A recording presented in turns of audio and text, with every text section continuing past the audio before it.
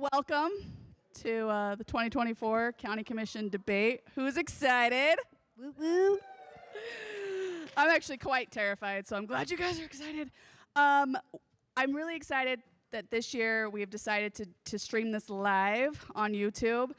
So all the hecklers are drinking at Dewey's or at home, that's fine. I know this debate is probably going to have lots of feelings. I have feelings. We all have feelings. But let's just remember to be super respectful. We're going to talk about it a little bit more. But first, I want to thank Star Hall. Thank you so much for hosting us every year. We're kind of a pain in the butt. So we really appreciate Star Hall letting us use this space. It's beautiful. So thank you so much for that. I want to thank all of the chamber members. We would not be doing this without all of you guys. So thank you so much for all the support we constantly get from you. Thank you to Cassie, our amazing director that took on this role. Wow. That I can't even believe she said yes. It was please. But we're so blessed to have her, and I'm so glad that I'm not doing her job. I also want to thank the Grand County Moab community. Wow, what a place to live. I am so blessed to live here, and this would not be possible without all of you guys. So thank you so much for making this community home for me. I also want to say a huge thank you to the candidates. I love that there's 2 in every race because honestly, without choices, democracy does not live. That's huge, guys. And these are our neighbors and our friends and the people that we shake hands with and hug and do business with. So with that in mind, I do want to ask for a huge amount of respect. I might have missed that day in kindergarten. Y'all know me, I'm a little mouthy. But respect is going to be huge here. So I'm going to ask, if you want to heckle, if you want to have all your feelings, please, Dewey's is a block away. Feel free, go buy a cocktail, some food, give them some business. It is being streamed live there. So you can still hear all the candidates, be very informed, make sure you're voting from a very clean place. But these candidates, they're not life politicians, guys. They aren't trained to do this. They're not taking classes upon classes their entire careers on how to do debates and how to do public speaking. They're your neighbors. So please, let's just remember that they're up here as mostly a volunteer position for the most part, and it's scary, and it's hard, and we're gonna ask them some hard things. So be respectful. We're gonna ask that you clap after the end of every round, but don't have any big reactions. Don't ooh or ah or boo or any of those things, please. And Taryn, my co-chair, is going to talk about our ground rules. Okay, just a couple of ground rules. Shaylee already touched on a lot of them. Just to know, it is being recorded, so not only is it live streamed, but it is recorded as well. And you can watch it. It'll be on our YouTube channel tomorrow, and it will also be on Channel 6 tomorrow as well. So you can stream. It'll be on a rotation, so if you miss it, just wait an hour or so, and it'll be on again. So there is a lot of effort that the candidates put into this. So again, please be respectful, and we appreciate you guys being here.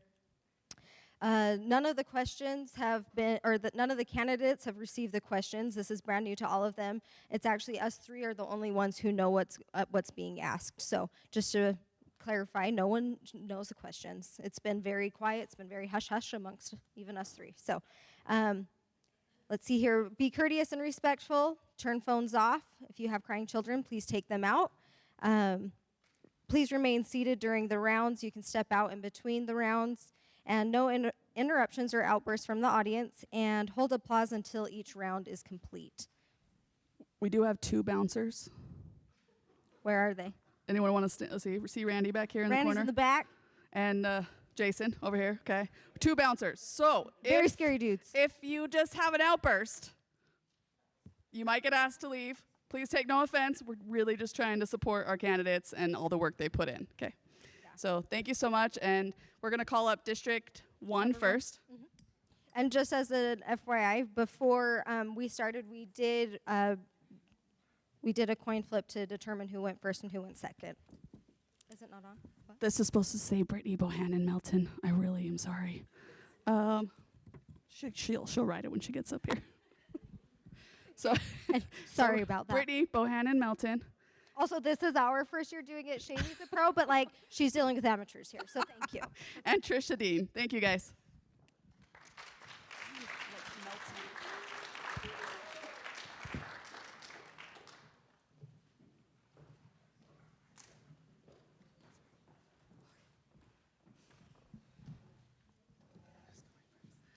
Okay, so we will first start with introductions. First will be Brittany Bohannon Melton. Use this. Is it tested? Hello? We tested them. All right. Thank you guys so much for having us. This is quite the endeavor, so I appreciate all three of you. And I appreciate you guys being here. This is an important time for all of us in this valley. And I want to kind of explain a little bit about me. I'm Brittany Bohannon Melton.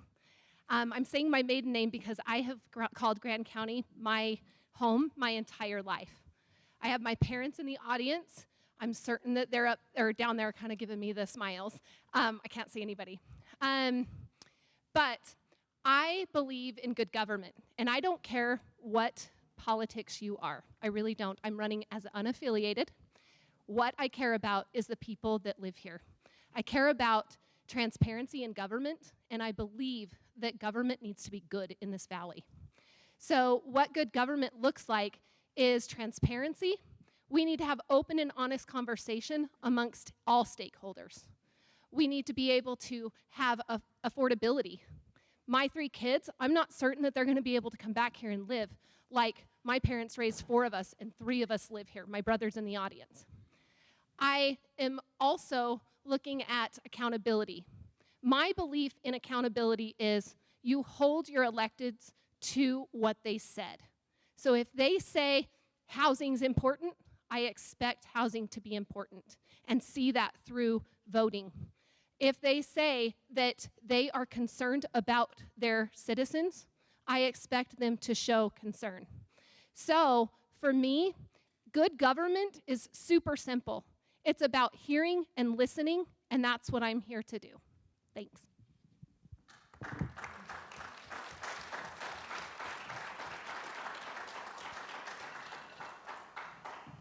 Now for Trish. My name is Trish Dean. I'm a county commissioner, and I'm running for re-election. I have been in this community for 23 years. I come from a hardworking logging family. My dad owned a logging company in Northern California. My brother's still there as a logger, so I have a core value of hard work. I've been an educator for 33 years in the public school system. I still teach within Grand County School District. I also teach for Utah State University. I am an advocate, and I always have been, for things that I cherish. One, hunting. I was a part of the Rocky Mountain Elk Foundation for many, many years here within this community, a part of the Utah Division of Wildlife Resources on their Regional Advisory Council. I was one of the founding members of Friends of Indian Creek because I love climbing. And lastly, I'm a county commissioner because I have great passion and care deeply for this community, specifically the rural parts of this community. I grew up in a very rural community. We always had livestock. I currently have livestock, and I want to advocate for that part of our community. So whether it be South Spanish Valley, Castle Valley, Thompson, parts of the eastern side of Green River. I bring experience, and I think that means a lot. I bring a depth of knowledge that comes with being a county commissioner, and feel that I can take that experience and become extremely effective in the next 4 years. So thanks so much for coming. Thank you, candidates. So our first question will go to you, Tricia. The state of Utah recently found that, Trish. The state of Utah recently found that Grand County was out of compliance with the use of TRT and TRCC funds, and the state auditor stated that they are withholding tax revenue until the county is in compliance. What steps would you take to get into compliance and then remain in compliance for the future TRT and TRCC spending? So out of the 5 findings, we have already corrected one of those findings. It was basically a clerical error, just transposing some numbers. We have changed that. The other 4 findings we feel are an interpretation of code. And we are, as a commission, and whether it's not the entire commission, but we have voted 5-2 to refute those findings. And we are currently, we have our county attorney, one of our county commissioners, and our clerk auditor working with those state auditors to come to some basically, you know, just, you know, I don't know what you would say, but just some, hey, you know, this we'll give here, you give there. We feel like we're very close. We have a team working very close with the state auditors and feel that that will be resurrected very, very quickly. So I'm going to stand by that, you know, we feel that our interpretation of those findings is correct. Thank you. All right, candidate number 2, I'm going to ask you the same question. I'll reread it. It says, the state of Utah recently found that Grant County was out of compliance with the use of TRT and TRCC funds, and the state auditor stated that they are withholding tax revenue until the county is in compliance. What steps would you take to get into compliance and then remain in compliance for future TRT and TRCC spending? And I get 2 minutes? 2 minutes. Correct. Thank you. Thank you for that question, because this is affecting every single person in this room. TRT, I love TRT. Why? Because we get to use that money for mitigation in the majority of the way. I want to just rebut a little bit there. 2 audits, 2 hearings, $4 million misspent, and our tax revenue being frozen is not a clerical error or a difference of opinion. It's a problem, a big problem, yet still no accountability from our leadership, including our chair and our vice chair, who our chair's not even going to argue this. It's going to be the vice chair. Leadership we are lacking in this county in a giant way. I also feel that there was a really good quote in the paper recently from one of the citizens, and I want to kind of just read that to you. It says, "Why don't you get together and be accountable, responsible adults, admit the mistakes were made, admit that mistakes were made and communicate with each other, fix the problem and move on. The citizens and the taxpayer of Grand County deserve that." I couldn't agree more. They are being reckless with our money at this moment. The state is holding it. It's not just the big bad state. What it comes down to is we still have to follow the law. And so for me, it's all about these people in this room, our business owners, our taxpayers in general, because we are dependent on that money. And right now, they're just gambling it like it's no big deal. So I don't agree that it's a clerical error. I think it's lack of leadership, and we need better leadership, and I'm here to do it. Can we hold the applause till the end? Sorry. No applause till the end of the entire round, sorry. And I'm sorry we forgot the rebuttals, so if it's okay, we're just not going to rebuttal that question, if that's okay. So we're just going to start with the next question. Brittany, this one will start with you. In our world today, it is easy to be divided. If you were elected, how would you work with those on the commission who you may not agree with? Yeah, that's a great question.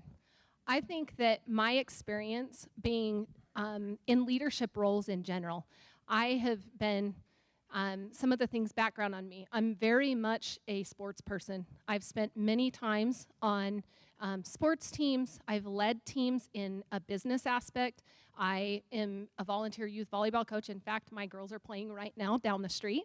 However, I am really good at being able to talk to people. To me, the longer you talk to somebody, the more common ground and more commonality you're going to find. So to me, it's just relationship building, and that's pretty simple. All it is a phone call. All it is hearing people out and being able to hear their concerns and maybe saying, hey, have you thought of my concern? So to me, it's an email to the city and say, I don't think that property tax was awesome. How about we look at the county for some of this? I know a lot of the city council's in here. I would love to sit down and talk with you guys because we're making our citizens pay for problems, and really the purse is with the county. If we look at the state is kind of looking at Grand County like they don't like us. They see us as not making the trip up there to talk to them. They see us as kind of saying, well, we interpret it differently. So to me, it's just about relationship building, talking to the people that have maybe an opposite side view of you, but you just talk through it and you say, tell me more, and you peel that layer back to be able to make sure that everyone has an opportunity to talk and bring everybody to the table. Trish, rebuttal? I mean, it's kind of hard to hear you say that, because in the almost 4 years that I've been a commissioner, you have done nothing but divide us, whether it be social media posts, whether it be coming to planning commissions, county commissions, manipulating other commissioners. It's been divisive, and I'll just state that. And the leadership, I was a coach also, but I've also led in many other higher up capacities. So I just feel that overall I am a better leader, and I do have the ability to talk to people. Thanks, Trish. Okay, now Trish, you have the same opportunity to answer this question. In our world today, it is easy to be divided. If you're reelected, how would you work with those on the commission who you may not agree with? Well, I think I have been. Specifically, I'll use Mike McCurdy as an example. I've spent a lot of time more recently with Mike, getting to know him. Every time he walks in the room, we have a great conversation. I try really hard to talk to people on just the, person-to-person level. We all just met over there and we had some great conversations. So I agree with Brittany. I think that face-to-face is the way to speak to people and to have that respect. I think online slander and online bullying is not the way to reach cooperation and cohesion. And we've seen a lot of that, and it's not coming from me. 30 seconds. Brittany, rebuttal? Yeah. So my opponent up here is stating that she's had 4 years to figure all this out. And 4 years shouldn't take 4 years to figure this out. 4 years is a long time to relationship build and to prove that. So to me, if we're really working on relationships, those relationships shouldn't take 4 years. I haven't seen any formal communication between the county, the city, and that's pretty upsetting from a leadership perspective. The other thing that I wanted to talk about is I don't know that I'm divisive. What I am is I'm informative. So I am able to communicate and articulate what is happening, and I feel like I do a pretty good job of that. Thank you, candidates. Trish, it's your turn. Oh, for this other question. Sorry, I'm like, let's just keep rebuttaling all night long, guys. No. Okay, so the question for you, Trish. There has been a lot of concern about the county's property tax schedule and assessments. Tell us about your thoughts on county property tax and how you would address property owners' concerns. Yeah, this is a tough one. I have been working really closely with the county assessor more recently. Myself, Bill Winfield, our county attorney, had a meeting with her recently. We have been assessing properties on a 5-year rotation. That is changing. It is a slow process. The state is mandating and has mandated quite a long time ago that take place. Is it not? Oh, you're good. Oh, okay. Our county assessor, Debbie Swayze, has been working with the state to move into that system. I think that will alleviate a lot of that angst that comes with the reassessment every 5 years. And the reality is, since 2014, we have seen explosive property values, and that's just because we're basing it on fair market value. And a lot of that comes from second homeowners coming in and paying whatever people are asking. So we are working on that. We're working closely with the assessor. One thing I will state is we do have one of the lowest tax rate. We have the 4th lowest tax rate in the state. I know that doesn't alleviate a lot of pain that people are feeling, but we do not assess at a high tax rate compared to the value of a home. Okay, thank you. Brittany? Is this the 30 seconds? I'm sorry. Rebuttal. Yes, rebuttal. Could you repeat that, what the question was, just so I remember what she said? Or are you going to do that next? I'll do that next. Okay. All right, so what I'm hearing in that is I don't necessarily care about who's paying the bill, and that's the hard part for me. I get that we need to have assessments every year so we have a gradual increase. But what I'm hearing, especially from this leadership, is they don't care about that tax rate. You just heard her. She said, hey, it's not that high. We have one of the lowest. But I'll tell you, the city property owners are hurting. Okay, Trish, follow-up question. With our assessor running unopposed, do you feel like it's important, and how should we be encouraging other people to run so that we have choices? I would agree with that statement. I think Debbie works extremely hard. I think her team works extremely hard.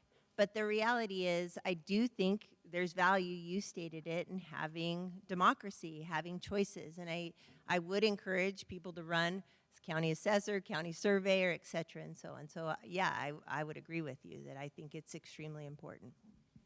Thank you. All right, Brittany. So the question again, there has been a lot of concern about the county's property tax schedule and assessments. Tell us about your thoughts on county property tax and how you would address property owner concerns. So one of the things about the commission is they do get a lot of decision making. And they do have power on the contracts that we use with maybe like the, I'm trying to remember, the Board of Equalization appraiser. The appraising portion of that is not easy. It takes several years to get that licensing. It takes several years of trying to get expertise on how to appraise. My background is in banking and then onto insurance. So I do know a lot about appraising. And the awesome part is we have a lot of technology that should alleviate and help with some of what the county assessor is going through. However, we do have the ability to affect and to look at contracts through who we do business. My belief is the county should still give really good service. And it sometimes is on a frustrated level. Maybe your property's in the floodplain, which we could talk about flooding. But the floodplain, maybe you can't build there, or so should that be assessed differently? Maybe so. That's why we need to lean on our county assessor and really get her expertise and advice on what, why, and how come, and we can maybe fix some of the things that people are feeling. All right, thank you. Trish, do you have a rebuttal? I mean, I would just state that again, I just had a meeting with the county attorney, Bill Winfield, and myself with the county assessor, and we are looking closely at her process, looking at how we are moving through that process to where we get to yearly assessments. And we talked about things like, property that doesn't have a lot of value. And so we are looking into that as a commission. Thanks, candidates. Brittany, you'll start this round. Look into the future, 5 years. If we were to follow your vision for this county, what would that look like? So my vision for the next 5 years is I think that there is power in non-micromanagement. Right now, we have a 7-person commission that is trying to micromanage everything in our county. We need to be able to look at our experts, hear our experts, and be able to say, hey, I would love to see some more housing, and more specifically, transitional housing, meaning apartment buildings. So I'm going to go back to those experts that are sitting on the Planning and Zoning Commission. I'm going to go to the director of all the different departments, and I'm going to give them a clear vision as to why that we need housing in general. That's a good example. However, what we're doing is we're micromanaging and we're pushing people aside, and we're not hearing those. We have a mass exodus on all of these different departments. We need to ask why. Do we have a management problem? Do we have a leadership problem? We do have a leadership problem. So if I'm looking 5 years in the future, I'm looking at all of you guys making it a better life in Grand County, whether it's through your finances, whether it's through enjoying the backcountry, or whether it's through a left-hand turn signal. I don't necessarily care as long as everyone in here has a voice and is able to give their opinions on that. So leadership is important. It's giving a clear direction and trusting those experts to come back with a plan and not micromanaging. Thank you. Trish, you got a rebuttal? Do I have 30 seconds or 2 minutes? Just 30 seconds. Yes. I see a future where we all maintain some quality of life. As I've been out knocking on doors, people are like, you know, there's just so much of this or so much of that, and so we need to find some balance. We need to allow development that gives a little bit and then doesn't just take. And so what that means is if developers are coming in, we're like, what are you going to give back to our community? We need to take care of our public lands. We need to take care of our water resources so that we have a valley that we all want to stay in. So Trish, that was your rebuttal, so you actually can re-answer the question for 2 minutes if you'd like. Look into the future 5 years. If we were to follow your vision for the county, what would that look like? Do you want to continue? Okay. Would you like to rebuttal? I would love to rebut that. So quality of life, I want to just define. Quality of life can be different for every single person. So it might be a little different to maybe somebody that lives in Castle Valley that, you know, is only worried about dark skies and less neighbors, to the person who is trying to feed 2 people and get 2 bowls of food on the table. So we really need to work on trying to understand all perspectives. And right now, we only have one. Thank you, candidates. We appreciate you being here. Brittany, we will give you some time for a closing statement. Correct. In closing, I want to promise to you guys that I'm going to hear.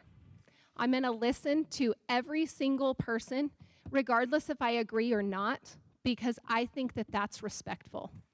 And I also am going to be informative. I will be the transparent voice for Grand County. I will also be a person who cares. I think a lot of times we're failing to care about our neighbors, and it is important that we care. I also can promise you that it's not going to take me 4 years, to figure out what was the word? I think it was instead of drink out of a fire hose, it's going to be drinking out of a garden hose. That's not me. I will have my feet under me. I will get informed, and I will run from day one because it is important and imperative for all of you guys. It's important and imperative for our future. I would love to see my 3 children come back here. I would love to be able to offer a different economy because we do need to diversify our economy. But we also need to be fair and honest, transparent, accountable, and I believe that good government starts with good leadership. I need your vote.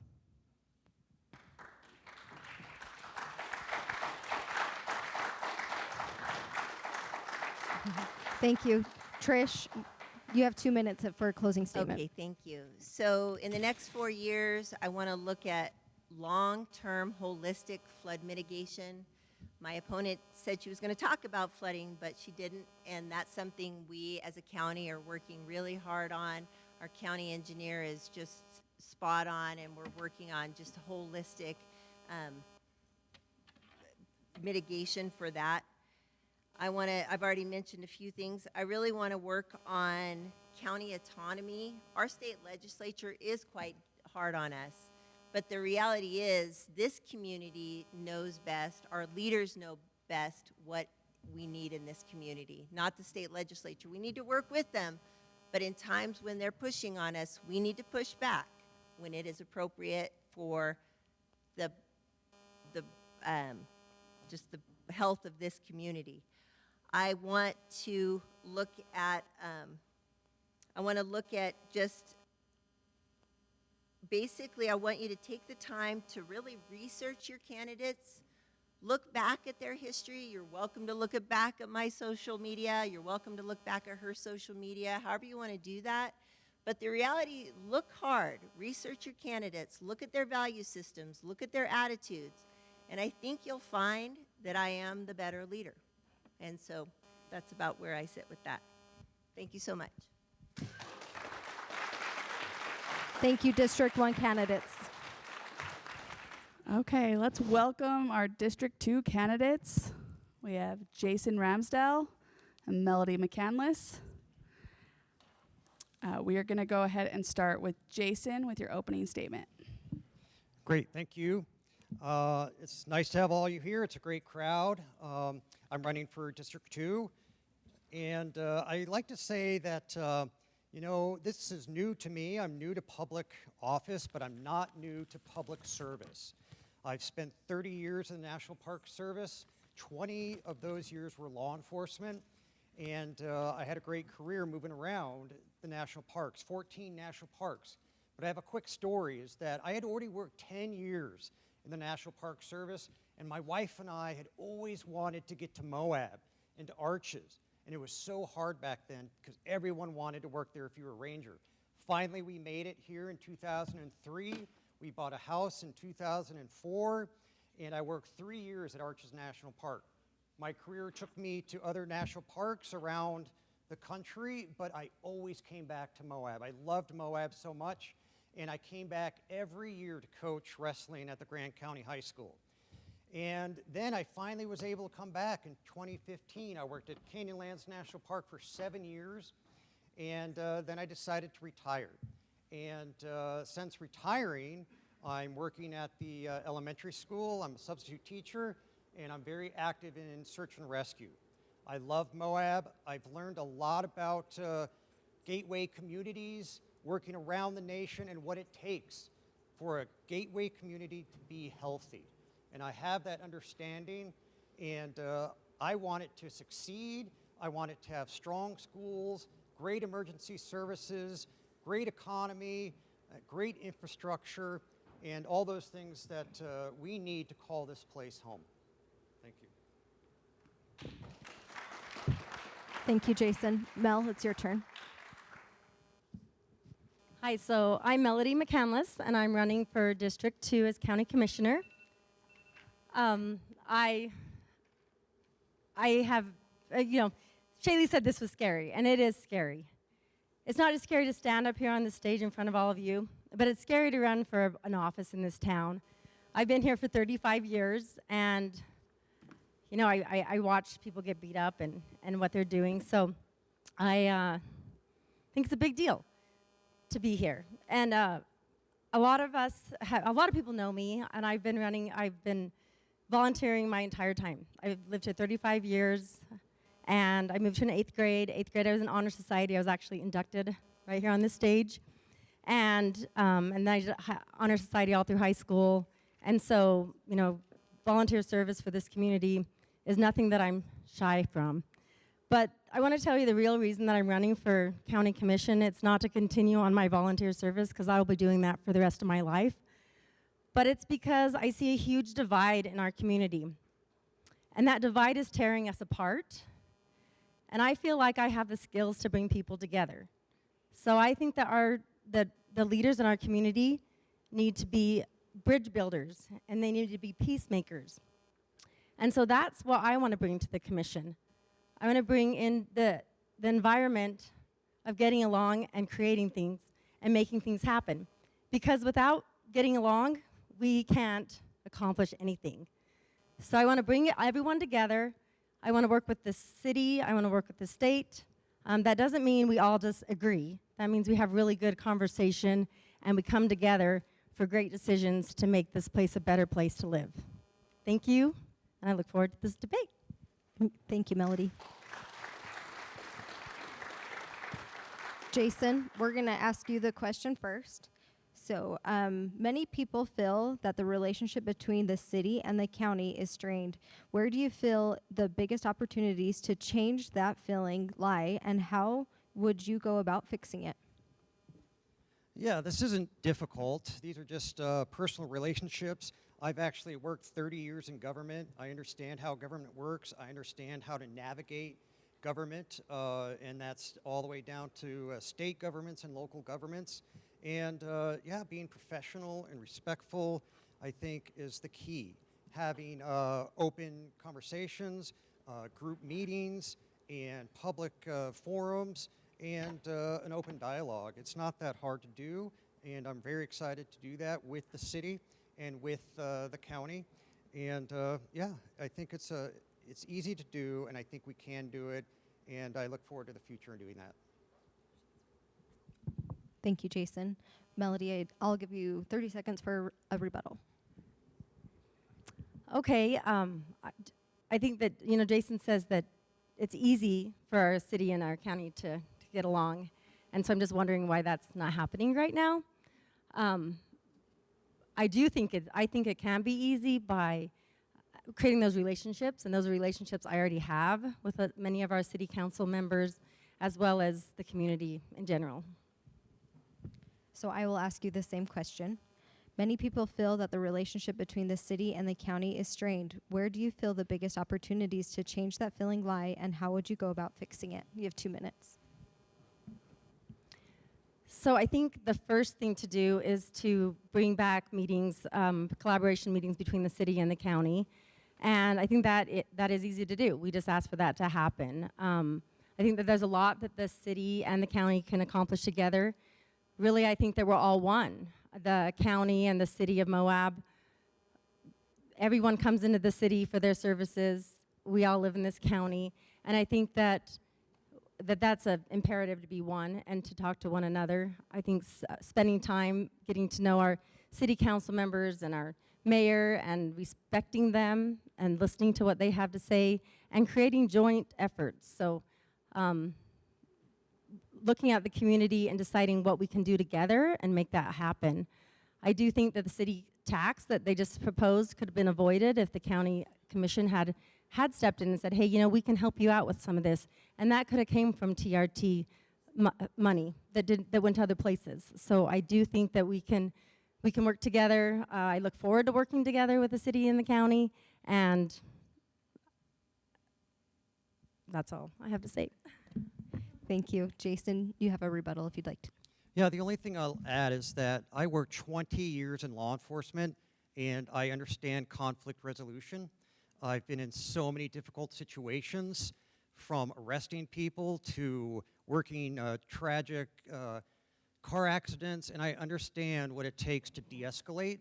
I understand how to talk to people. I understand how to educate people, and working with the city is not going to be nearly as confrontational, and I look forward to using those skills to work with the city. Thank you. Mel, I have a follow-up question. So you said it's easy and you don't know why the county is. Do you have a reason why you believe they aren't working well with the city? No, I don't have a reason. I'm curious. You know, I think that they should be having joint meetings, and I don't know why they haven't. And well, I've actually heard it's because they couldn't get anything accomplished, so it's a waste of time. Thank you, candidates. Okay, Mel, we're going to start with you. Local businesses are struggling with the increased cost of goods and labor. What role, if any, do you think the county can play in helping our local businesses thrive? Will you repeat the question, Shaylee, please?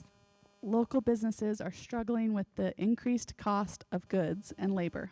What role, if any, do you think the county government can play in helping our local businesses thrive? That's hard since, I mean, our county doesn't have control over the cost of goods. You know, unfortunately, that's what I do for a living as I sell food. And I've been watching the cost of goods go up ridiculously, and it really breaks my heart. In my line of work, that's what I do, is I help the restaurants and the small businesses in this community to have good food costs, to have good waste control, to have good labor. And so I don't necessarily think that's anything that the county can help with. I think taxation is something that the county can help with. You know, Trish mentioned that we have one of the lowest tax rates, and that is fantastic. But the thing is, our property values are so high that the actual dollar amount doesn't correlate to being a low amount. And so our business owners and our commercial businesses get the large, they're taxed to the core. You know, they get huge tax amounts. Us as residents have a tax break, but those commercial properties don't. And that has to relate down into their food costs. It relates down into what they can pay their employees.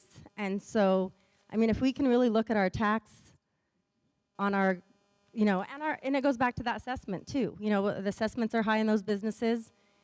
That's a good thing in one hand, that we have high property values, and then it's a really bad thing when we have to pay the taxes on that. So, you know, that is what is really driving the cost to our businesses in this the small community. So, Jason, rebuttal, 30 seconds. I don't have a rebuttal. I'll use my 2 minutes. Go ahead. Yeah, working in gateway communities across the nation, 14 of them, I've kind of grown to understand what it takes to make a strong economy and strong businesses. And it's not too difficult, but 3 things need to happen. One is that you need to have a really quality product and really quality experiences. And we do have that. There's nowhere better in the nation for that. We have public lands, we have 2 national parks, we have state parks, we have BLM land, and all these experiences, from mountain biking to UTVs to rafting, all of that. So we have a quality product, we have quality experiences, and we need to protect that. And we cannot let our public lands degrade, because that's the lifeblood of those quality experiences and the quality product. 2, you need affordable housing for the workforce. If you can't house your workforce, you're not going to have people working in your shops. You're not going to have people around to guide. You're not going to have mechanics. You're not going to have dentists. You're not going to have plumbers. How many of you have tried to find a plumber in town? It's not easy, right? So we need affordable housing, and we're going to keep working on that, and I will keep working on that. 3, you need quality of life for your locals. It's important. It's just as important as the other 2 topics. If you don't have quality of life for your residents, you will find that your children will want to leave, and you don't want that. You also want dark skies and quiet streets and a respite from the craziness of tourism. And they won't leave, and they will be happy, and they will not upset your tourism, which has happened across the world, right? You've heard about this backlash. We can't tolerate a backlash, and every bad post, everyone giving a stink eye, or everyone flipping people off, that's going to get out, and it's going to hurt our tourism. So we need those 3 things. Thank you. Thank you. Mel, rebuttal, 30 seconds. okay, I agree with Jason on the fact that we have a great product and that we need to love that product, because that is why people move here. I don't think it has anything to do with, though, the escalating cost of goods or the escalating cost of being in Moab, but I do think that that without our employees having a safe place to live, our businesses are going to struggle. And so that's all I have to say is I don't think that dark skies or quality of life or housing is going to help our businesses. Thank you. Jason, quick follow-up question. When you talk about affordable housing, I would love if I could just hear if you would define what affordable means to you. Affordable housing is needed in our community. It's where we can have housing for all different income levels, from low to moderate to high. We need to continue that. We need to continue all the things that the county has been doing with high density housing overlay, with community rebuilds. We need to keep doing the great work that the Housing Authority of Southern Utah has done, and we need to make it more affordable for all of us for housing, and to try to keep taxes low as well. Thank you, candidates. All right, we're going to start with you, Jason, for this 3rd question. Look into the future 5 years. If we were to follow your vision for the county, what would it look like? Yeah, I'll go back to those things I mentioned. We'll continue to have a quality product. We'll continue to have quality experiences for our tourism and for our visitors. We'll protect our public lands. For affordable housing, we'll keep doing that. We'll increase the stock of affordable housing. Right now, from the work that the commission has done, There's already 300 different type of housing available, and we're going to increase that. So that's going to continue, and then we're going to continue on quality of life for us and for all the folks out there sitting there and living in Moab. So those things are going to happen in the next 5 years, and I'm proud to be a part of it. Thank you, Mel. This is time for a rebuttal.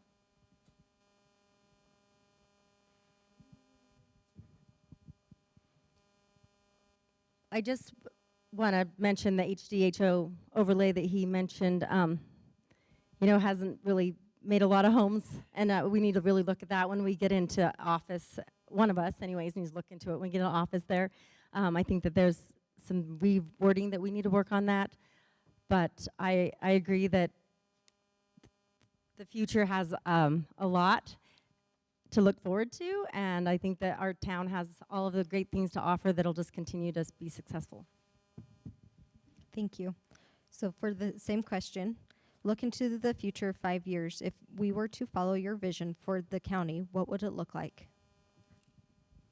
Okay, so I believe that whether the issues are housing, education, public lands, or water, that we all need each other to accomplish our goals.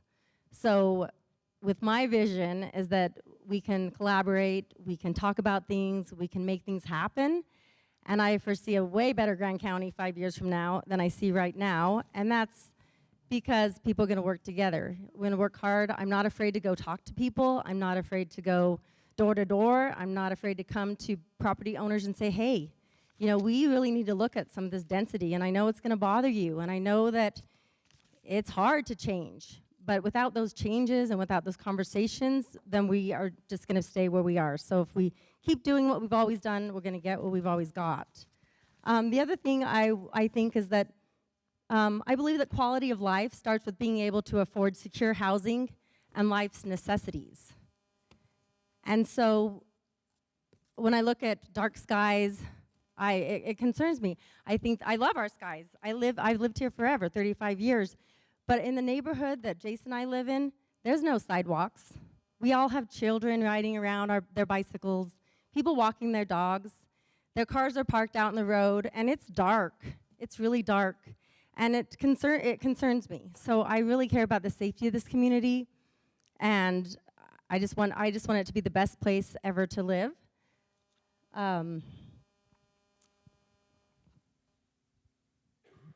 I do want to see housing. That's an important thing for me. I think that we have to look at short-term solutions. The county needs to find incentives, and those are all the same thing, through working together, being united, and having collaboration, and talking to those experts. Brittany talked about experts, and we have lots of community programs or boards out there, and we need to rely on them. Jason, you have time for a rebuttal. Thanks. First of all, dark skies does not mean dark streets. That's the first thing I'll say about that, and probably the last tonight.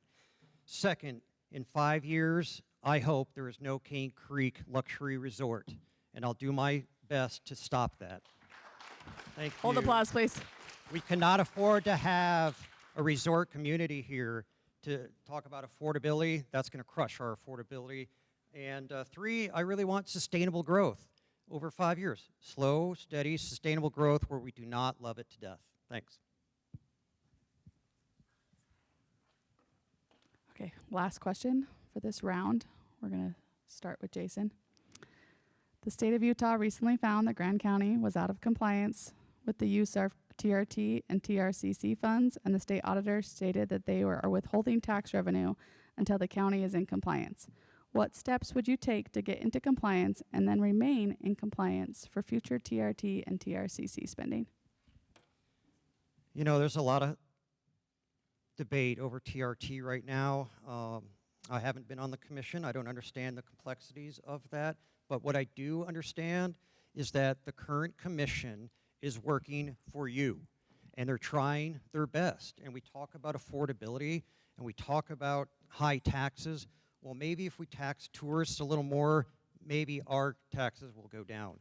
And so they're using it to the best of their ability.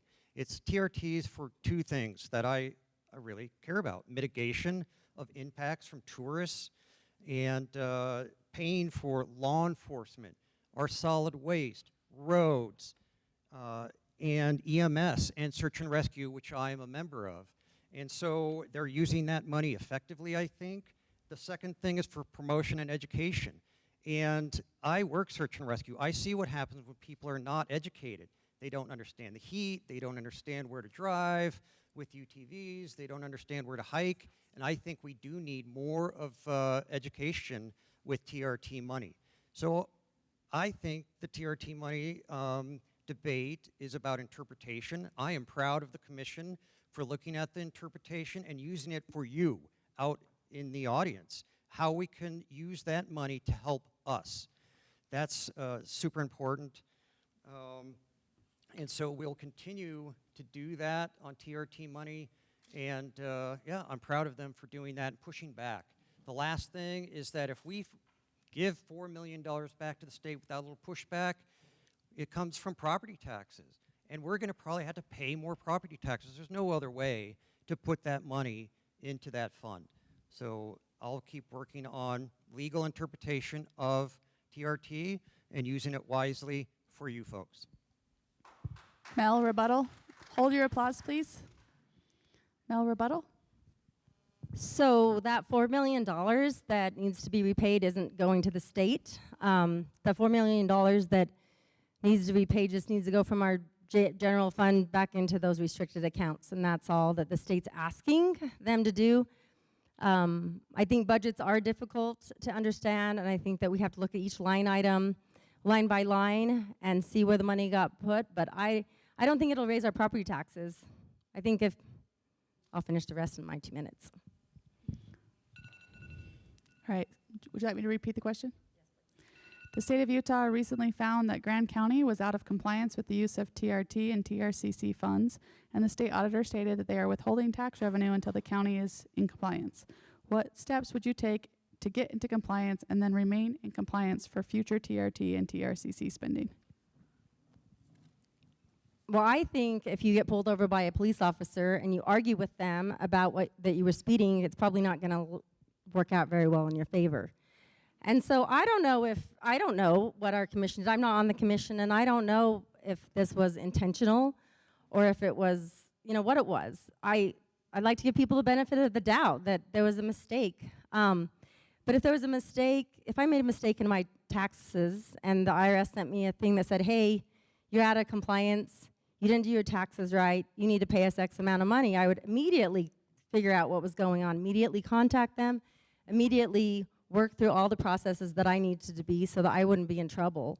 And I don't feel like our commission did that. I feel like they just kind of shrugged their shoulders and was like, we're just gonna see what's gonna happen, and we're gonna push back. And I just don't think that was the best thing to do, because right now, all of our property taxes and all of our TRT are being held hostage by the state.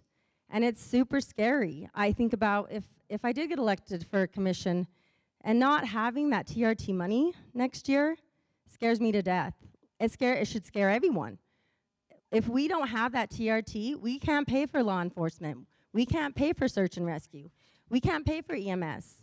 We can't pay for the mitigation, and the tourists are gonna keep coming. Even if we don't advertise, they're gonna keep coming. And so we need that. I think it's super important to protect that. And I think that if I screwed up on accident, I would want to say, let me fix it, and let me do what I can to fix it. And the state is, looking at TRT legislature right now, and they may drop that, and that scares me too. So.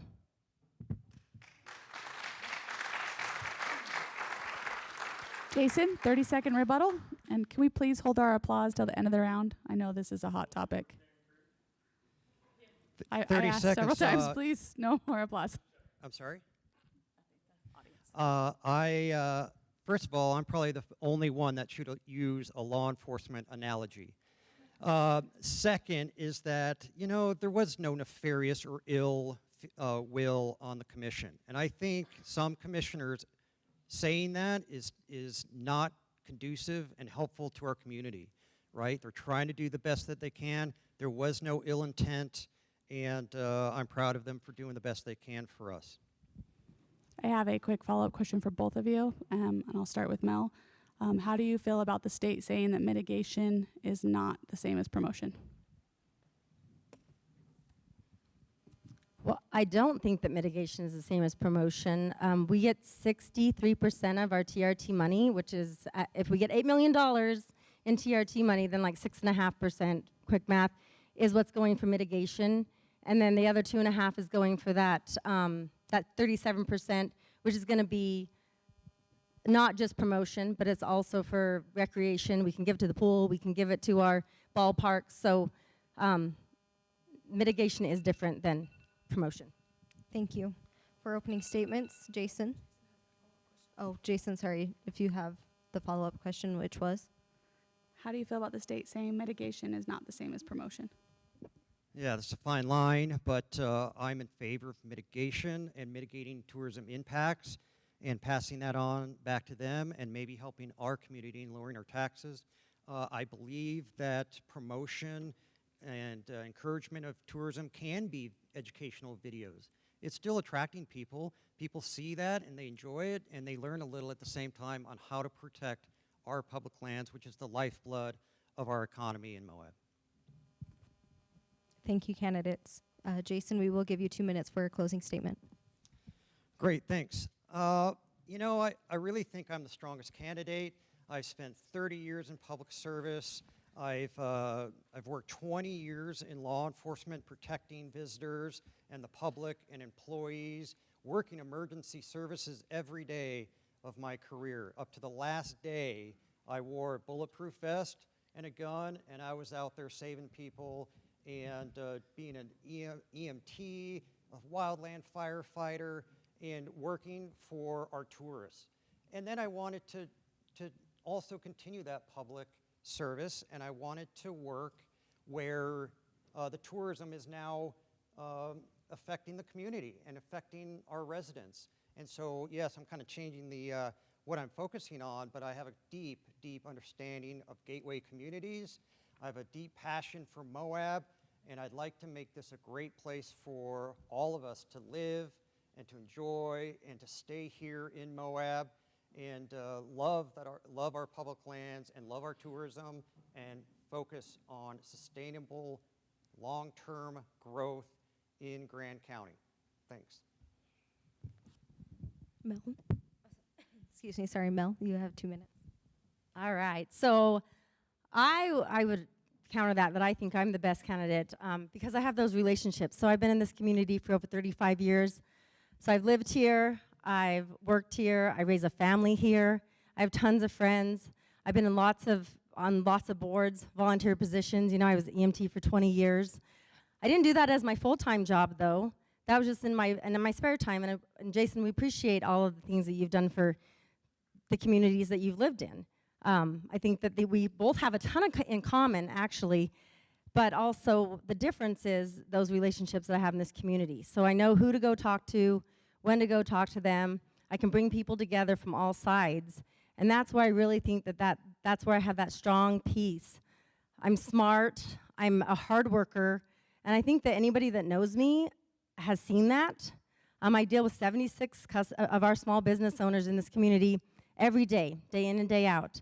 I listen to the business owners, I talk to their employees, I listen to their struggles, and so that's really where, you know, I'm out there. I'm out in the community every day listening to everyone, and I can take that information back to the commission and back to the people that are making the decisions and use all of the community's advice and struggles and wins to make this community better.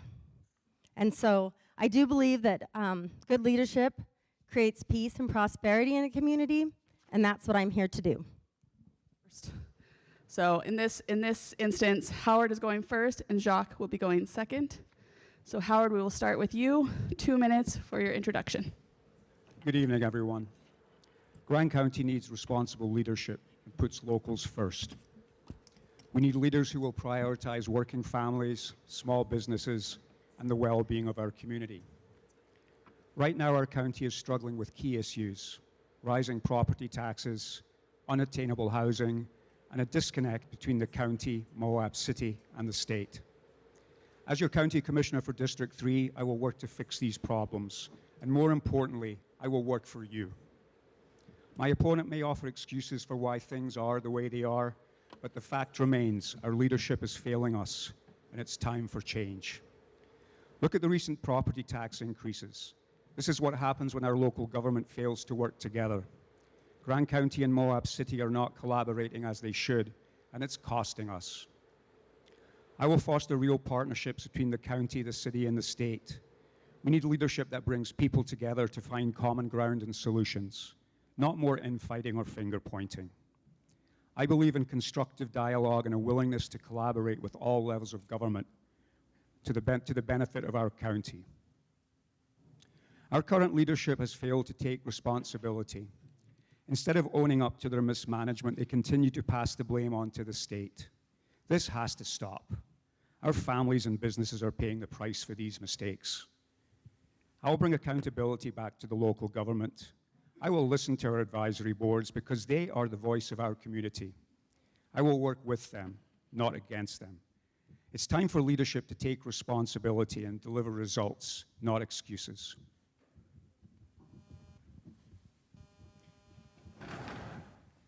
Hi, my name is Jacques Hadler, and it's so good to see so many friendly faces out here. First, I want to say thanks to the Chamber of Commerce for putting this on. It's awesome that we have a debate, and it's awesome that we have a forum like this. I think it's telling that 3 of the 8 candidates up here have served on the Chamber board for the last 4 years, including my opponent Howard here. I also want to thank all of you and thank my opponent for running. Democracy works better when there's an opponent and it's a real race. I moved to Moab in around 2000 to work as kind of a backcountry mountain bike guide. I've experienced pretty much all the socioeconomic sectors of town. I lived out of my truck for the first 5 years I was here. I worked seasonally. I know how that goes. I know how hard it is to find a place to camp or find a couch to crash on. And then I transitioned into being a business manager on Main Street. I ran a successful Main Street bike shop in town, an outfitter for 12 years. I worked in the tourism industry 100%, and that tourism industry enabled me to buy a home here in Moab and to raise my family. I have 2 girls in school here. They're both Student of the Month in September for their grades, which I'm more than proud of. They're great girls. I also participate by coaching. I coach the middle school mountain bike team. I do volunteer DJ work at KZMU, another gem of Moab and one of the great things that we have here. I'm a great leader. I've been elected chair for the last 3 years of the Grand County Commission. I try to work with all people. I try to bring people together. I listen. I work really hard. And I will continue to work really hard for Grand County, and I'm looking forward to working for you guys for another 4 years. Thank you, candidates. Howard, we'll start with you. Everyone has political beliefs and ideals. How do you plan on making sure all of your constituents' voices are heard, even those who disagree with you? Well, I'm fairly new to this country. I've only been here 34 years now, and I understand that everybody has difference of opinions, and I'd like to say I'm an unaffiliated candidate. And what that means is I'm really willing to work with both sides, because I find the middle is where we'll find consensus and we'll find common ground. For that, I listen to both sides. I actually would like to make some accolades to the early presidents of the United States of America who were declared Democratic Republicans. And that's how I see myself. I have a little bit of both in me, and I cannot be put onto one side or the other. I will not be boxed in. And I'm willing to caucus with all parties and all concerns, because that's a commissioner's responsibility and job, is to work with everybody, not just his voters. Jacques, you have time for a rebuttal? No, I'll just go ahead and answer the question. Okay. Do you need a repeat? Yeah, give me a repeat real quick. Okay. Everyone has political beliefs and ideals. How do you plan on making sure all of your constituents' voices are heard, even those who disagree with you? Yeah, we do all have beliefs and ideals, and we all bring baggage to the table and preconceived ideas. I think I've done a really good job in the 4 years of reaching out to many different disparate members of our community. We have a really diverse community here.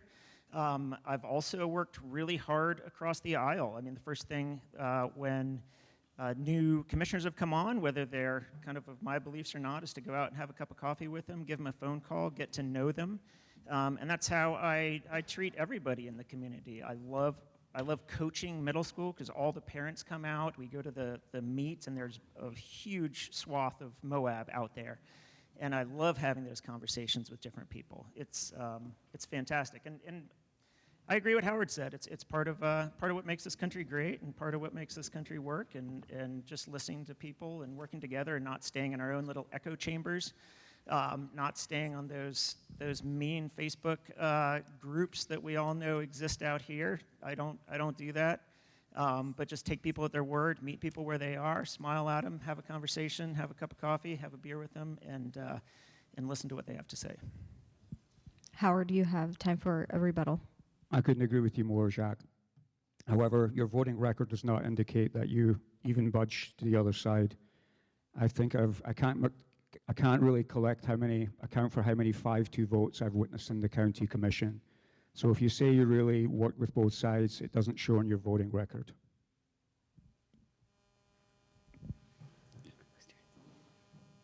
Okay, Jacques, this one will go to you first. Often, Grand County is seen as an island compared with the rest of the state. What will you do to foster better relationships with state lawmakers and other counties?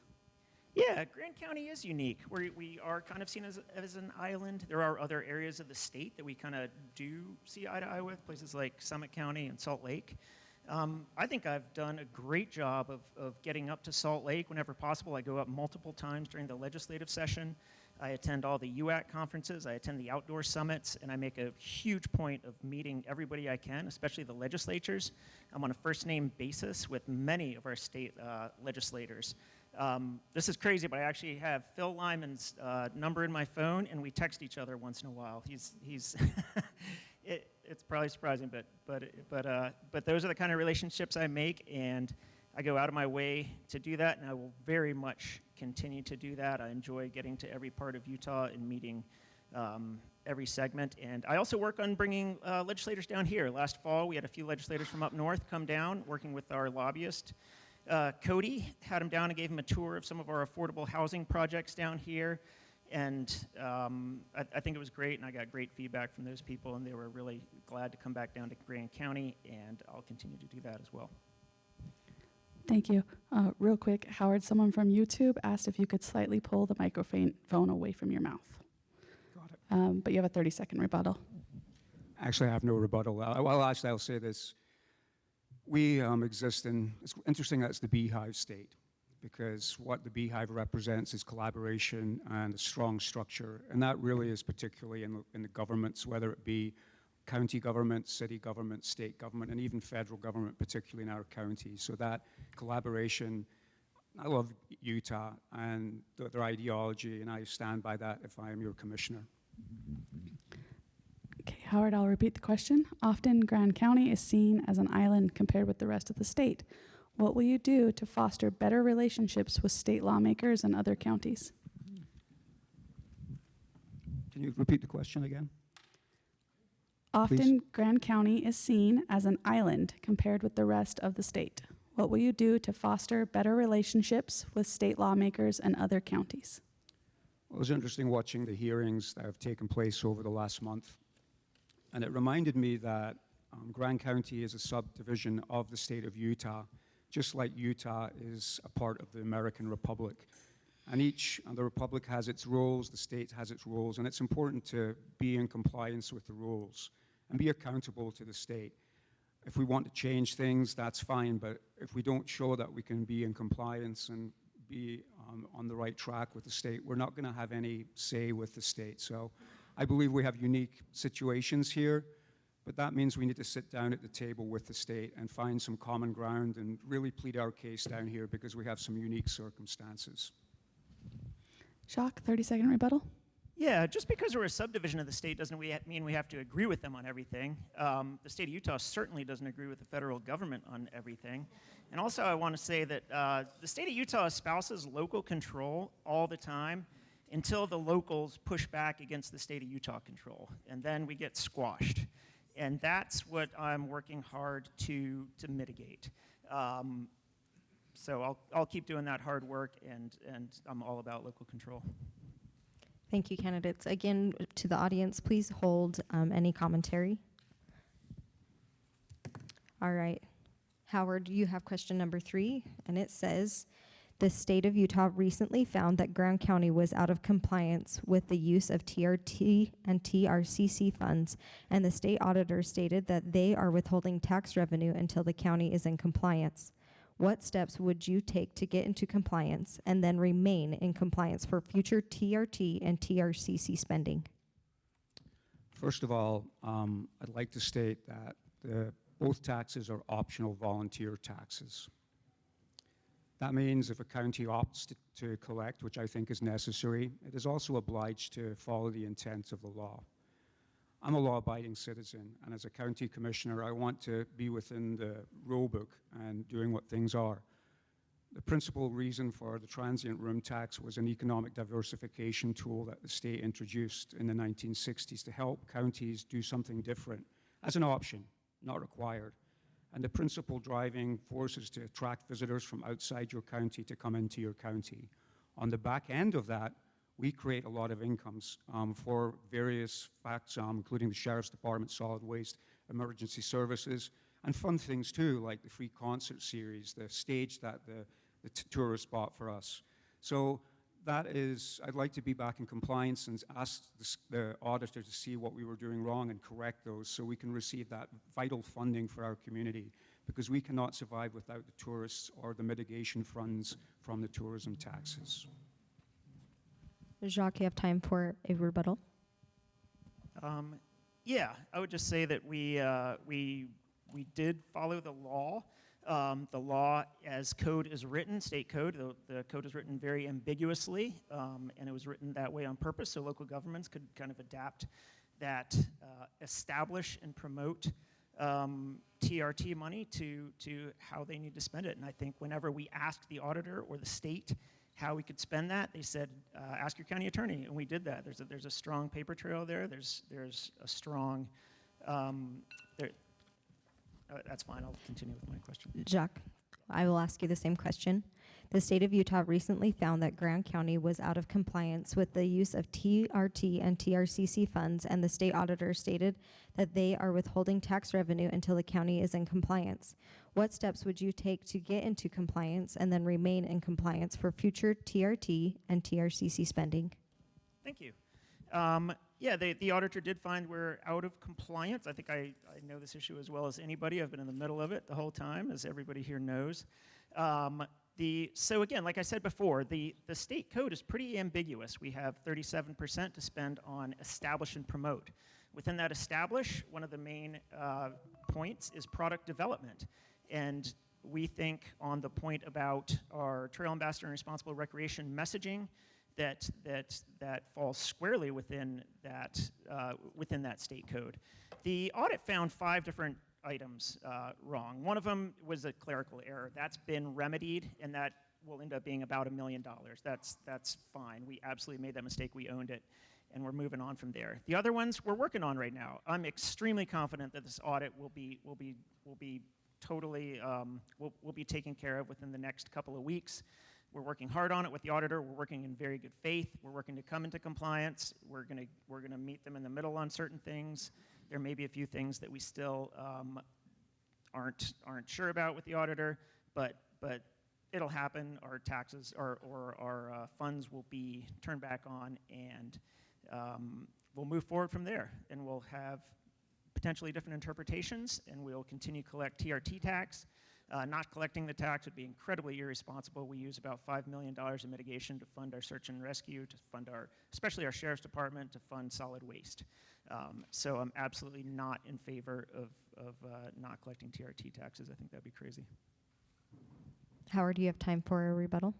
Really just 2 things. I'm wondering if the current commission, how much they listen to the advisory board on this. And then secondly, I would like to ask the commissioners currently how they handled the situation, how the leadership was, how the transparency was. Whatever the audit said, what our leadership did and how they handled it was very not transparent. Many of the commissioners had no idea that our chair and vice chair were called upstate. for the final question, it's Howard's turn. No, Shock's turn. Sorry. We're trying to keep pictures. It's hard. Okay, so I know we've heard this question before, so I'm going to make it a little funner. Look into the future for 5 years. But if we were to follow your vision, Jacques, for the county, what would that look like? Unicorns farting, rainbows jumping over the cliffs. In 5 years, my daughter's going to be a senior in high school. I have a ton of skin in the game here. I love Grand County so much. I've traveled all over the West. I've lived in double-digit places, and this is where I decided to make my home and raise a family. I would love to see continued, very sustained growth. I'd love to see attainable housing for more people. I'd love it if situations when I came here in the early 2000s, you could buy a house reasonably. I bought my first house on a $35,000 a year salary and got a mortgage. So I would love to get back to that place, and I think that we may be able to do it. I would love to see tourists happy and also paying for their impacts. I'd like to see our streets quiet, and I would like to see us all getting along. I'd like to see us, sharing a beer at the bar together. Both sides, all sides. I don't think there's two sides. I think there's many shades of gray here. But also enjoying our great outdoors without horrible impacts, enjoying our river, enjoying the trails that we have, having more trails to enjoy, and having those trails well maintained and be the best trails that they could possibly be. Air clean, skies dark. Like Jason said, dark skies don't mean dark streets. Just point those lights down. Moab's a super safe town. I don't lock my house. You can take that to the bank, and I'm going to feel comfortable tonight going to bed, even though I said that here. And I want to see that continue. It's one of my favorite things about Moab. It's so great. I think it's going to be a great 5 years, and I'm looking forward to seeing him as your leader. Howard, 30-second rebuttal.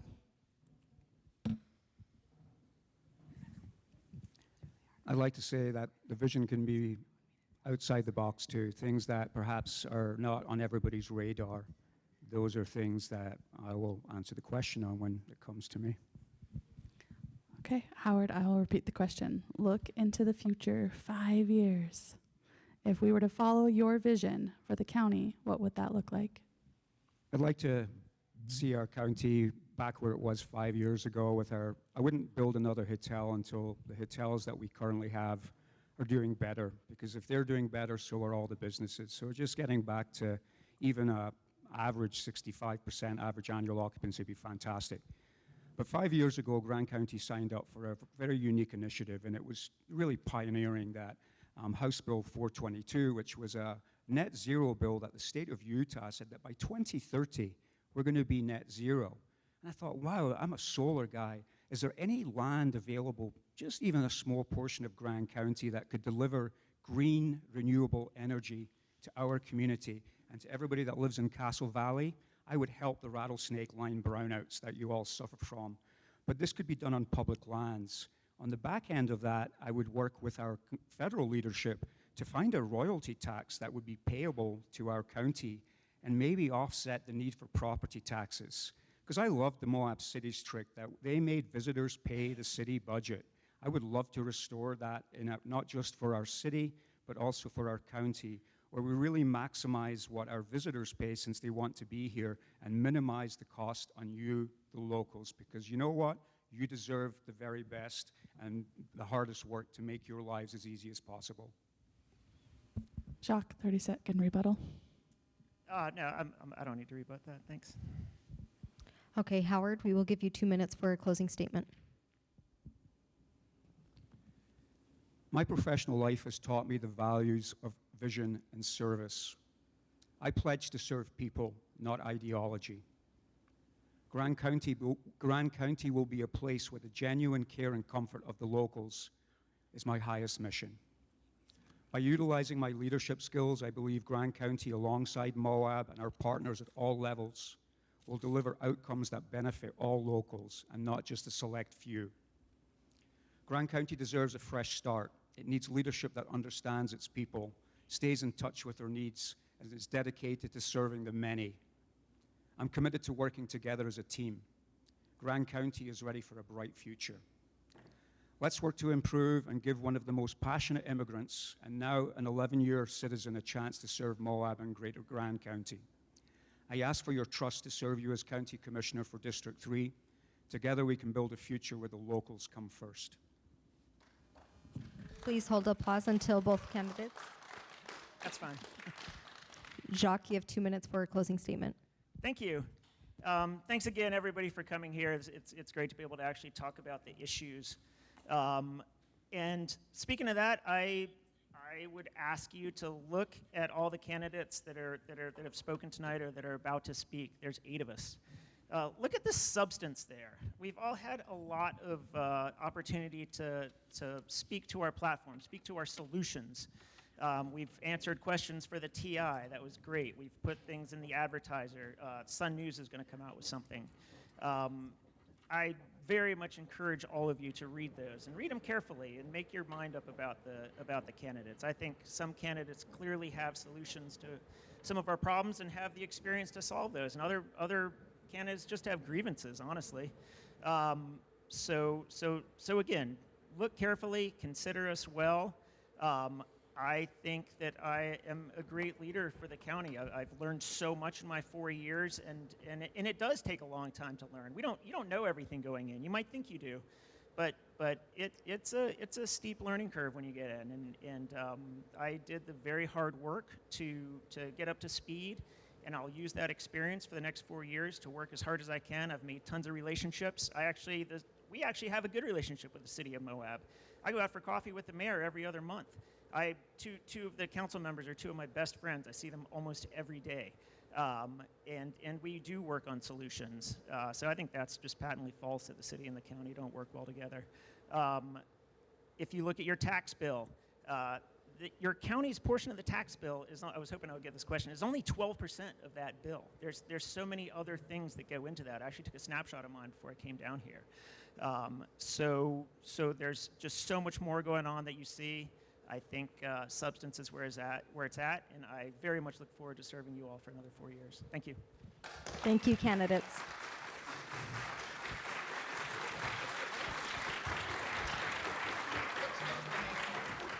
Okay, guys, this is our last and final debate. This is county at large, so this is the big one. Everyone gets to vote on this one. When we did the coin toss, I believe Brian won, and Ashley has asked that Ashley goes first, right? So Ashley, 2 minutes for an introduction. Hi, everyone, and thank you for staying so late. It feels like the middle of the night, so I really appreciate your being here. I fell in love with Moab in 1996 and began building Western Spirit Cycling in 97.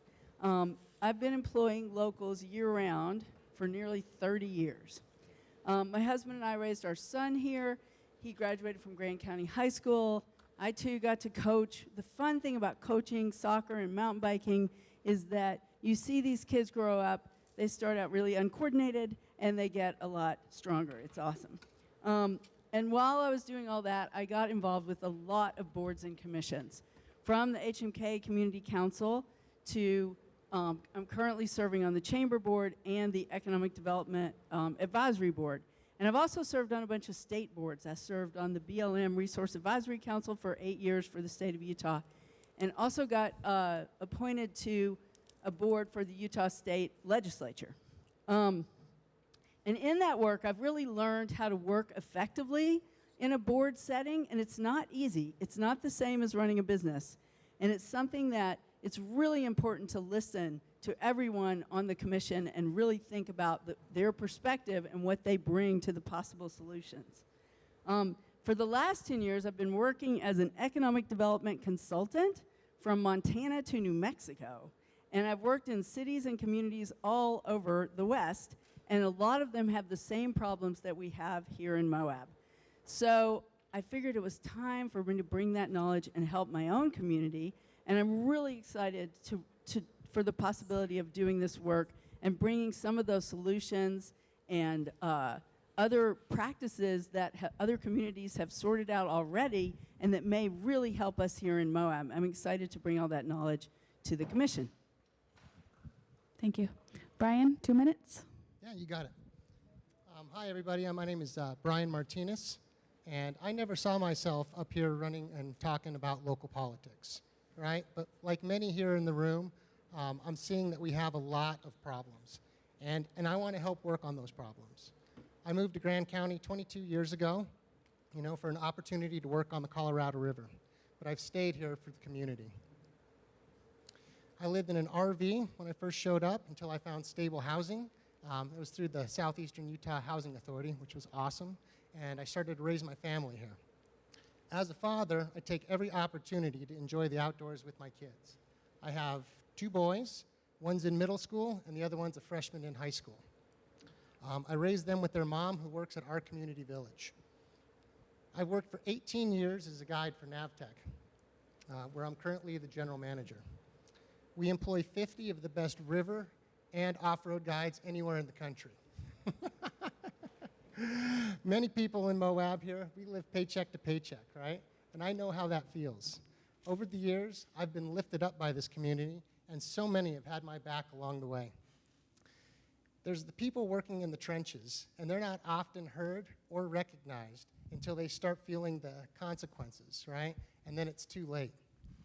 Myself and others have asked the county for more support, and they're not listening. They're not listening to me. They're not listening to you. They're not listening to the state. We need leaders who acknowledge our problems and are committed to solving them. It's time to get our house in order. I can provide a unique perspective to the commission because my lived experience is relevant to the problems that we're facing today. Thanks. Please hold your applause until the end. Look into the future 5 years. This is for Ashley. Look into the future in 5 years. If we were to follow your vision for the county, what would it look like? So we live in one of the most spectacular places on the planet. And we have the opportunity to lead in creating a balanced, resilient, sustainable economy from our visitors and from the incredible quality of life that we have here in Moab. So I really believe that we can create an economy that will work for everyone. We're on the right track in many places. We have lots more work to do, but if you think about how many visitors want to come here and how special this place is, it's all about finding ways to manage our visitors that minimize local disruption, cost, all those challenges. And the work I've been doing on the recreation economy across the West, I've been learning about those techniques for how to invite and inspire and encourage people to come and build a relationship with your community. So they're not just drive-by, we're going Moab, Zion, Vegas kind of people, that they really come and stay an extra day and have more of a commitment to Moab. And I think if we work on that, we're going to be the example for much of rural Utah, because so many communities in the rural West are pivoting away from oil and gas and coal, especially coal right now, and they're looking for new ways to attract business investment through quality of life. And we should be the example. We have the opportunity to make sure, absolutely no kids in Grand County should go to school hungry. We don't want people sleeping in their cars. We can do this work. It takes some detailed work, and it takes relationships and knowledge, but it's totally possible for us to build an economy that would work for everyone in Grand County, and I really look forward to doing that work. I know you guys all believe in this place, and we can do it. Brian, do you have 30-second rebuttal? That's okay. I could just go on. Okay, do you need a repeat of the question? Yes, please. Look into the future, 5 years. If we were to follow your vision for the county, what would it look like? So I'd like to see a county where we all have a say, right? I'd like a time where we're listening to everybody that's out there and that we're taking action on the things that are being said. I'd like to see a county where those guys that are sitting in the back right there have a future. When I first came to Moab, I saw this place as an opportunity. I came here and I said, wait, we start in March and we end rafting in November. I can actually make this a lifetime job. And this is a totally unique place because it's one of the few places in the world where you can actually be a guide, and that's your lifetime job. And I've seen that dream right there slowly slip away from housing problems, right? And that's something that we definitely need to solve, or at least we need to start taking action. I've seen that ball kicked back and forth over the years, from one side over to the other, right? Give me the ball. I'm ready to shoot. Let's start taking some action and start making some actual plans. I'd also like to see a Moab where we start welcoming our guests. I think that everybody here needs to understand the value that the tourists do provide to us. I mean, my bills are all paid because of it. I know that we have all these great services that are offered because of it. And without that, I think that we're going to be in trouble. I've seen places where their economies have crashed and things get bad, right? First thing, the taxpayers have to start paying for all these services they didn't know were being funded by other people. And then after that, right, people start losing their homes because they can't afford to live here anymore. And I don't want to see that in Moab, you know? Anyways, that's all I got. Thanks. Thank you, Brian. You have a 30-second rebuttal, Ashley. I think we all want to take actions to improve people's lives. I think the question is, what are those specific actions and how can we do it? And I think that the work I've been doing on managing visitors and advertising to visitors and using new marketing techniques are really important. And there are so many affordable housing schemes that haven't quite worked right, and so it's really important to understand which ones work and which ones don't. So that expertise is really needed. Thank you. All right, Brian, this question starts with you. We are a small town, and there are going to be conflicts of interest in many issues. What is an ethical way to disclose and address a conflict of interest on items commissioners vote on? That's a really good question right there. It took us a long time to write it. So, you know, that comes down to one word right there, and that's integrity, right?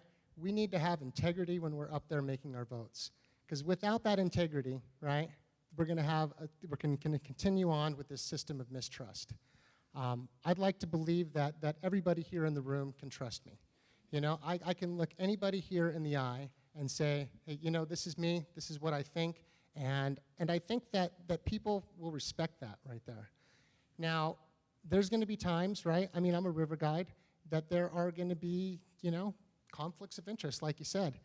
And being able to disclose those, you know, is tough. I mean, I understand how, you know, you want what's best for what you want. But being able to step out of that situation, I think is going to be better for all people in the community. You know, with that, it's about a system of leadership, I think, that we're missing right now in the county. What I'm not seeing right now is, you know, a system to where we're actually, you know, running it as a business would, right? As a business person, I'm going to look at it and I'm going to say, all right, this is the performance level that I want to see right here. And so I'm going to set that expectation. I'm going to find those goals right there, and then I'm going to move on and make sure that it's running efficiently. So anyways, thanks. That's all I got. Ashley, 30-second rebuttal. I can just answer it. Do you want me to reread the question? Sure, because you worked so hard on it. We are a small town, and there are going to be conflicts of interest in many issues. What is an ethical way to disclose and address a conflict of interest on items commissioners vote on? So when I served on the Quality Growth Commission for the state, the lawyer gave us a training on this. And they made it really clear that if you had a financial interest in something the commission was voting on, that you had to recuse yourself from that vote. And he gave us the rules and explained what a financial interest meant. And so I think, you know, if you're working on general recreation, which both Brian and I do, and that really does need to be part of the work that counties do, that wouldn't apply. But if it affected our permits specifically, then we would need to recuse ourselves. I think the issue here, too, is it's really important to have tactics to get to the goals that you're setting. And when we look at protecting our public lands, the driving force behind our economy, there are lots of tactics out there for reaching certain goals, but it's all in the details. The work I really want to do involves much better use of our TRT funds. I don't think we're going to get that question because you've asked it so many times, but maybe we will. But anyway, we need to use funds in both categories more efficiently. And that involves some experience knowing how those advertising campaigns work and how mitigation also works. And the most successful counties that I've seen around the West have incredibly great relationships with their land managers. And we've done a big job here in Moab with trail mix. Trail mix is something that counties across the West are actually copying, because the reason it's so important is because the agencies are cooperating agencies with the counties. When trail mix has a meeting, the Park Service, the Forest Service, and the BLM all have to show up. And that's been a big part of Moab's successful recreation economy. Brian, 30-second rebuttal. You know, I can answer that real quick. You know, there was one thing that you said that I completely agree with, and that's that we should be listening to our attorneys. Perfect. All right. So we have the third question. This will start with you, Ashley. The county recently spent $250,000 to develop a strategic plan called Trail to Tomorrow. What parts of the strategic plan do you think we need to focus on, and how would you make sure it doesn't just become a report that sits on a shelf? Yeah, that was a really important thing to do. We learned that that plan included a visitor survey. So one of the things that's really important to think about if you want to have a successful gateway community, historically, there has been the tourism folks, and they're doing all the marketing over here, right? New Mexico True, Life Elevated, that kind of thing. And then there's the product development folks, which are the BLM and the agencies and the Forest Service, right? And can you imagine running a business where the marketing department didn't talk to the product development department? Because that's kind of what we have. And so what that strategic plan talks about is doing recreation right. It says, look, diversifying is going to be hard for you guys right now because you don't have housing and you don't have enough workforce to really attract other industries. You could continue to support the industries you have, but you're not going to get a new light manufacturer moving to Moab. But what we can do is be the worldwide example for how to run a recreation economy that creates revenue flows that support everyone in our community. So I think that plan's really important, and there's my recreation consulting nonprofit actually contributed to the plan, and I think it is really a great opportunity to learn more and do a better job to make our economy, do the detailed work to make our economy work for everyone in our community.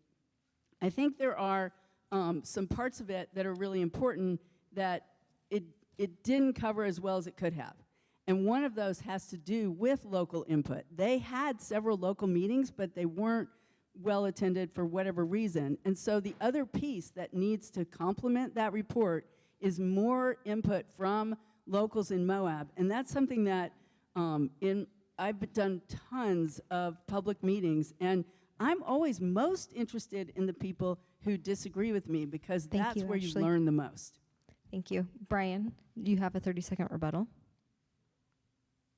I'll just go ahead and answer the question. Do you need me to repeat the question? Yes, please. The county recently spent $250,000 to develop a strategic plan called Trail to Tomorrow. What parts of the strategic plan do you think we need to focus on, and how would you make sure it doesn't just become a report that sits on a shelf? You know, just till now, I didn't know that that was $250,000 for that report. That's quite a bit of money to spend on something like that. You know, I worked on that. I participated in the event as well. You know, I wasn't there to build it or not, but I did watch the end of it, and I've looked through it quite extensively. And the one thing that I haven't noticed is a predictable economy. I mean, I think that's what us businesses are really looking for. We're looking for less of this up, down, back up again, right? We want to find somewhere that's right in the middle. I'd like to see something that has an actual measurable goal so that we know as business people, we need to bring on this many people this season, right? And that these guys, they're going to have work that entire season. It did not mention one time in that report supporting our local economy, or I'm sorry, our current economy. You know, when it came to the point of what are we going to go ahead and do, I mean, even their little diversification plans are things that are happening right now already. We already have search and rescue that are going out and bringing fire departments in from all over the nation to go ahead and do that. It didn't mention any of the great diversifications that we're already seeing right now. I look at Bronco Off-Road and how they're out there teaching tread lightly courses. I mean, those are all things that are happening. So it missed a lot that we're already seeing. You know, but the one thing that they did reach on that I think is key is that housing is our #1 priority. And I'd love to talk a little bit more about that. Maybe I'll get a chance in another one of the questions. Thanks. Ashley, you have time for a rebuttal. Well, I think the point the report was making was that we should teach what we're good at and what we know. And so that's what they were talking about, growing the search and rescue teaching and growing the teaching about off-road driving and that type of thing. So I think there's a lot in there, and I think it really can be a useful tool. Thank you. Okay, this one will start with Brian. Just verifying. Do you feel that county tax dollars have been spent wisely in recent years? If so, in what ways? If not, how would you change it? Can you repeat the question? Do you feel that county tax dollars have been spent wisely in recent years? If so, in what ways? And if not, how would you change it? Thanks for that. So I haven't gone through and done a very thorough job yet of examining the budget. And to actually find out where there's waste, I think that I would just be shooting from the hip, and I don't think that that's a fair assessment. What I do think, and I was talking a little bit about before, is I think that we need to do a performance audit. I mean, we've gone through and had some financial audits and found out where we were at that way. But the second kind of audit that we really need is going to be a performance audit, right? We need to make sure that our resources that we have are being used efficiently, right? We need to set measurable goals so that we know how to fund places, right? And then we need to monitor those results and those methods. And that's one thing after, you know, going around and visiting with all the boards here that I've definitely noticed. We hand money out, we do things that way, but there's no monitoring, there's no reevaluating. We don't check to see how these programs are actually working. And I'd really like to see that because I think it's going to improve efficiency, I think it's going to increase accountability, and I think it's going to make us better decision makers in the long run. Thanks. Thank you. Ashley, 30-second rebuttal. I don't have to rebut it. Would you like me to repeat the question? Yes, please. Do you feel that county tax dollars have been wisely spent in recent years? If so, in what ways? If not, how would you change it? Okay, so the county budget is something like $80 million.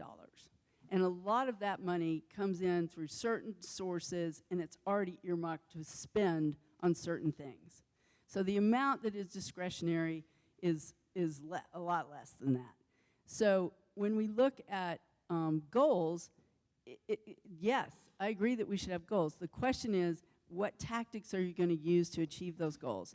And I think one of the challenges, because kind of what the question is getting at too, is what happens when the commissioners disagree about how the money should be spent? Because we just saw some of that, right? And what I've learned about working with government is that when you lose a vote, what you need to do next is work harder to convince people that your ideas are good. And that's really important. Instead of undermining the commission, what needs to happen is you need to work together to talk about, well, why didn't I win this vote? What can I do to better expand the thing I'm promoting so that we'll meet more people's needs so that I can win the vote? So I actually don't think that I think we all want our economy to function, and I think it's unfortunate when we get so divided about budgets that we really treat each other badly. And I think that this accusing folks of wrongdoing when there wasn't any is really unfortunate. So the way we need to think about the money is we definitely need to use it effectively and efficiently.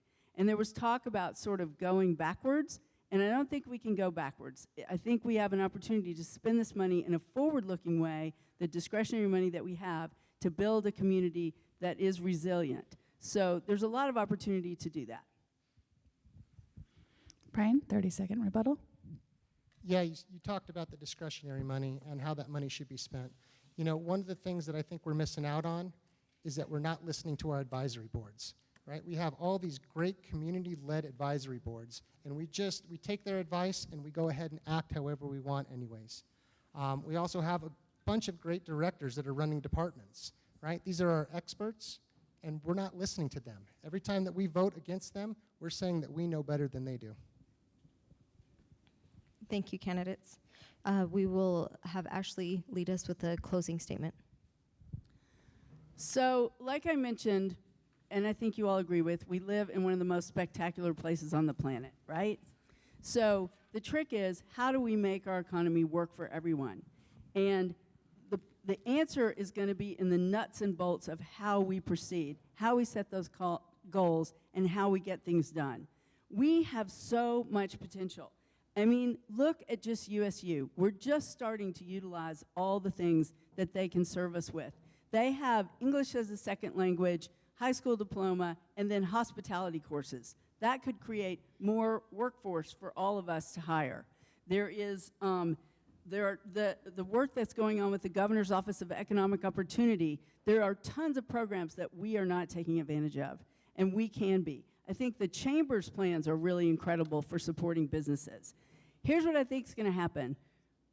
Moab has the opportunity to be a rural leader across the whole West on how to run an economy that works for everyone. And places like Price and Vernal and Richfield that are starting to use their public lands for quality of life to attract both visitors and business investment are going to look to us to see how to get that balance and how to do those things right. And as we do that work, our value to the state is going to be more and more obvious. So I think that's going to help our relationships with the state. And it really is about a changing economy in the West, and Moab has the opportunity to be the leader. So I really appreciate everyone being here. I really appreciate all the work that the Chamber has done, and I know how hard it was. And I think that, you know, part of what we have the opportunity to do is work together a lot better. And I really am committed to doing that, and I have the experience and I've really been living these problems for a long time, and I look forward to bringing those solutions to Grand County. Please hold your applause until both candidates give their closing statement. Brian, you have 2 minutes. Yeah, thanks so much. First off, I just want to say it's been an incredible opportunity to speak to everyone here tonight. I did want to get back into where I think that the mistrust is coming from, because I did miss out on that, right? Right now, we got an auditor's notice that was 60 days that nobody here, it was not shared with the commission, you know, it wasn't shared with the county attorney, and it hasn't been shared with the public. This today actually is the first update that I've had on anything that's been happening with our frozen accounts. We had $4 million, right, in misappropriated funds. We had transferring restricted funds into non-restricted accounts. We've had 2 legislative hearings, right, and 2 audits.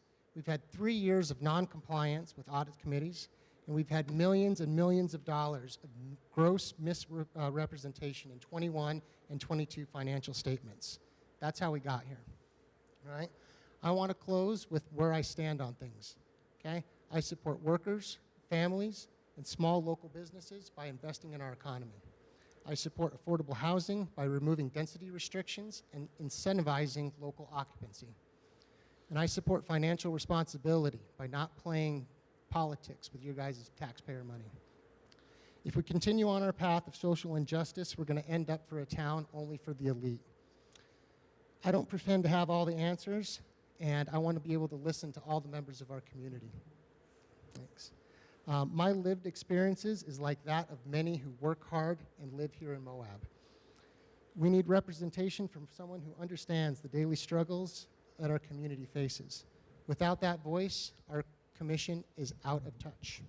I want to thank the Moab Chamber for hosting us tonight. I want to thank all the candidates who took time away from their families to be here.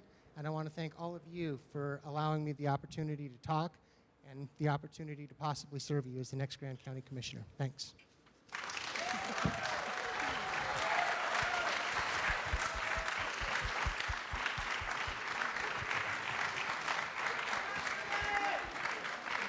Wow, I don't know about you guys, but I definitely don't want to run for commission anymore. Whew. Either. That was hard, Rough. but they did so good. Oh my gosh. Another round of applause, guys. Like, wow. And I don't know if you guys have been up here on the stage. These lights are so hot. Like, I was like drenched earlier. So this really is super hard. It was. And again, thank you, candidates. Thank you, Star Hall. We appreciate you. Thank you, Carter, for getting this live streamed for us.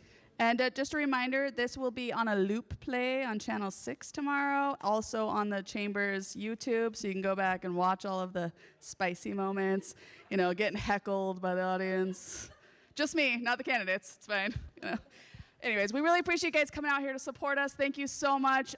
If anyone wants to be the Chamber president next year, go ahead. I'm taking volunteers.